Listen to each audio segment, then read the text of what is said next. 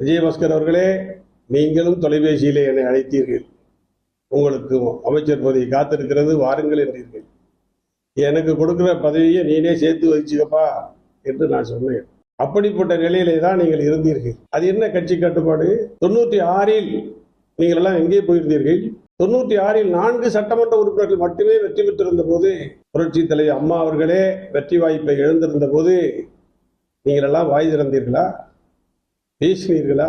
என்னிடமும் விஜயபாஸ்கர் தரப்புல இருந்து பேசினாங்க. குட்கா விஜயபாஸ்கர். ஆமா, அவங்க என்ன சொன்னாங்க, உங்களுக்கு நான் இது வாங்கி தரேன், அமைச்சர் பதவி வாங்கி தரேன், நீங்க வாங்கணும்னு, என்னுடைய பதவியை சேர்த்து நீயே வச்சுக்க அப்படின்னு சொல்லி ஓஎஸ் மணியன் சொல்லிட்டாரு அப்படின்ற செய்தியும் வெளியே வந்திருக்கு.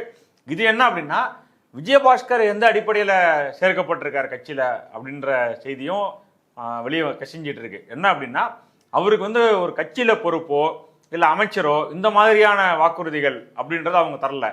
இவரா வாலண்டியரா போய் என்ன நீங்கள் சேர்த்துக்குங்க, சேர்த்துட்டீங்கன்னா என்டையர் டெல்டாவில் நான் கட்சியை வளர்த்து காட்டுறேன். ஏன்னா டெல்டாவில் டிவிக்கே வீக்காக இருக்கு. அவங்க ஜெயிச்சது எல்லாமே வந்து நகர்ப்புறமா, எல்லாமே நகர பகுதிகளில் அர்பனில் ஜெயிச்சிருக்காங்க. ரூரலில் ஊரக பகுதிகளில் டிவிக்கு ஜெயிக்கல, குறிப்பாக டெல்டாவில் ஜெயிக்கல. டெல்டா முழுக்க நான் பார்த்துக்கிறேன், நான் கட்சியை வளர்த்து காட்டுறேன் அப்படின்ற அந்த உத்தரவாதத்தை கொடுத்துட்டு நீங்கள் என்னை கட்சியில் சேர்த்துக்கங்க அப்படின்னு சொல்லியிருக்காரு. அதோடைய ஒரு அம்சமாக தான் இவர் ஓஎஸ் மணியன்ட்ட நூல் விட்டு பார்த்துருக்காரு. அவர் அதை வெளியே வந்து சொல்லிட்டு போயிட்டாரு. இப்போ இப்படியெல்லாம் செஞ்சு டிவிக்கு அரசு தன்னை ஒரு மெஜாரிட்டி அரசாக, இது எல்லாம் எதுக்கு செய்கிறாங்க அப்படின்னா,